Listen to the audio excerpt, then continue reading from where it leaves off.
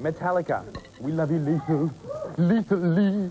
Metallica competition. Do you want to help me with this?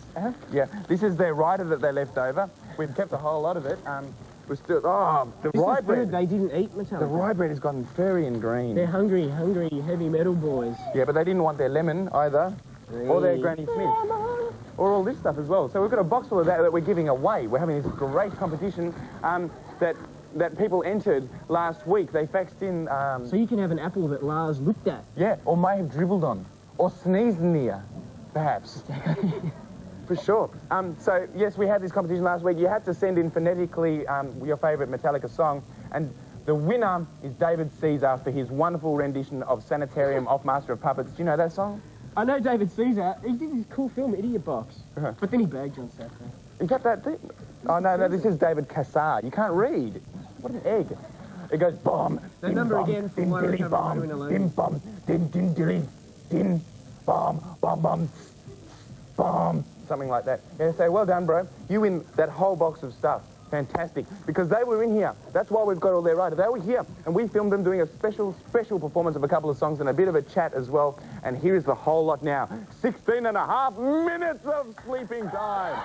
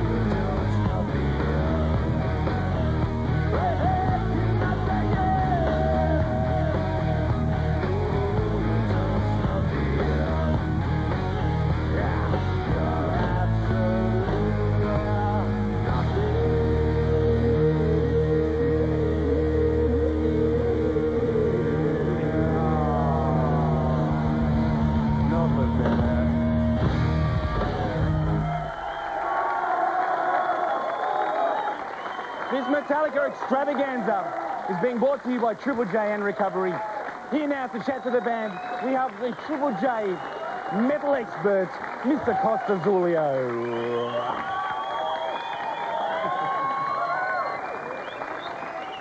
Thanks, Dylan. How you going, guys?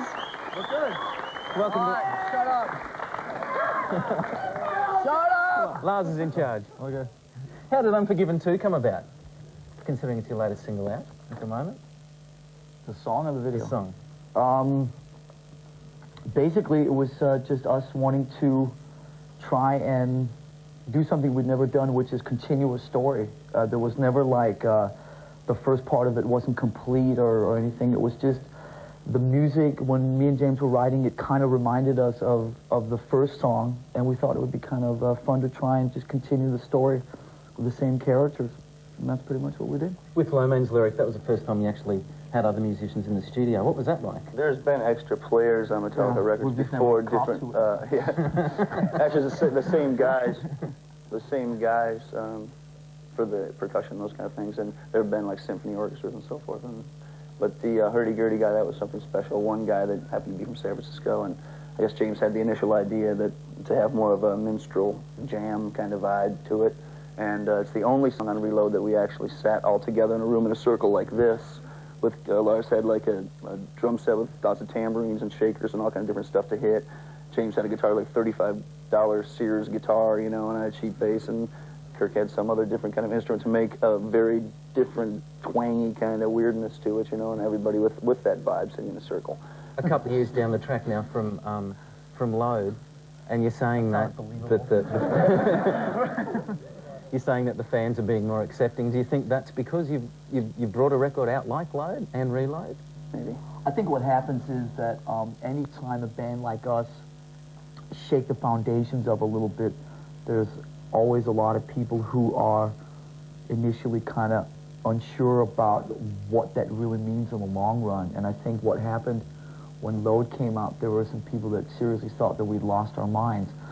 And then when we came and toured all over the place for a year and a half, and they could see that once we got up and played in front of them, that real strength of what Metallica always had been was still there, just updated or, you know, just going through another metamorphosis, but still was really there at heart.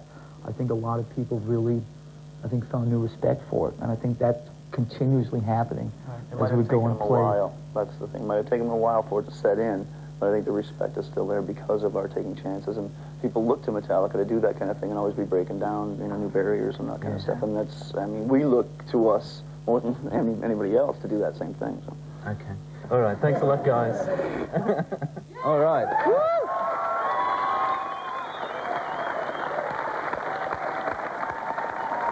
We're going to throw open some questions into the crowd now to speak directly to the band. I'm looking for Brian. Oh, Brian. Brian is our competition winner. He's been following Metallica around everywhere. A little bit obsessive, perhaps. Just a little bit, yeah. Have you got a question for Metallica? Yeah, I was just wondering, you haven't played Unforgiven 2 yet on the tour. I was just wondering why you haven't, seeing especially when it's the current, well, it was the first single released over here. And when should we be expecting to hear it? Yeah, Lars, how come we're not playing that? You Haven't know, figured out how to sing it yet. We haven't really figured it out yet, to be honest. One of the only songs we've ever tackled live was on the Black Album tour that we weren't that comfortable playing, was the first Unforgiven, and it never really settled in properly. We tried playing Unforgiven 2 at a TV show in Las Vegas in December, and it wasn't our strongest moment.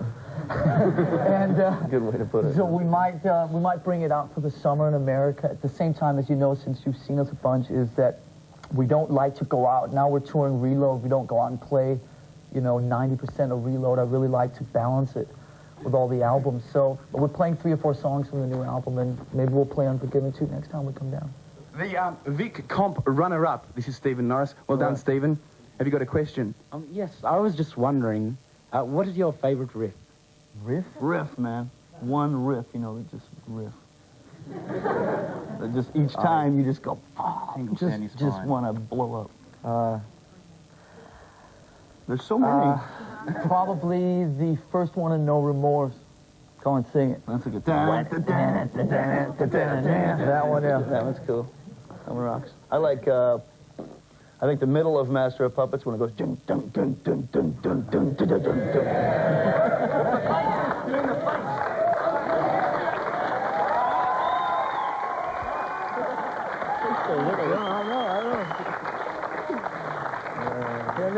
Where do you see the future of the metal heavy rock genre at the moment?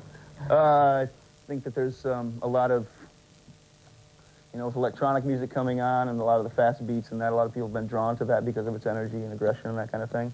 But nothing will ever replace the 4 or 5 guys playing guitars really loud and that kind of stuff. So it's always to be, no matter how far it goes underground before it rears its head again, whatever, it's always going to be there underlying. Like, look at all these people here that are still way into that kind of music. It may not be the popular music that's being played on the radio or on the video or whatever, but it still lives, in us and a lot of people, so it's always there. Will you be really old guys rocking one day? We already are old guys. Speak for yourself. How many more years can we expect Metallica to rock on? Forever and ever.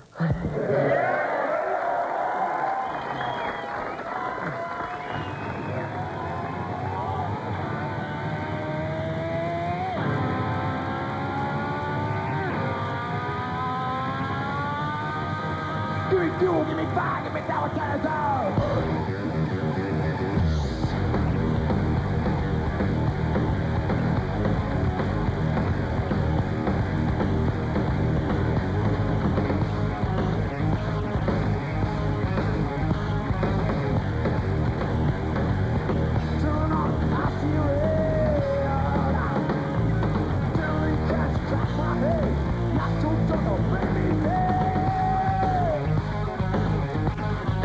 I see you here.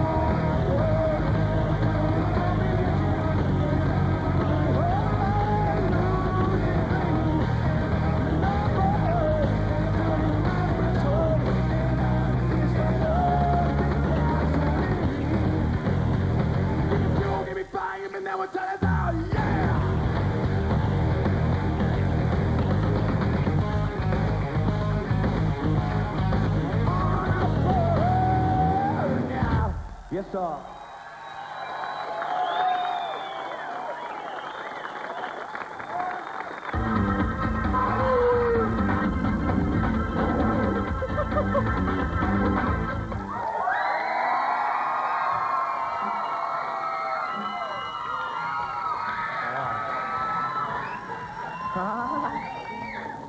We've been doing this fax in thing today where we want you to fax in your name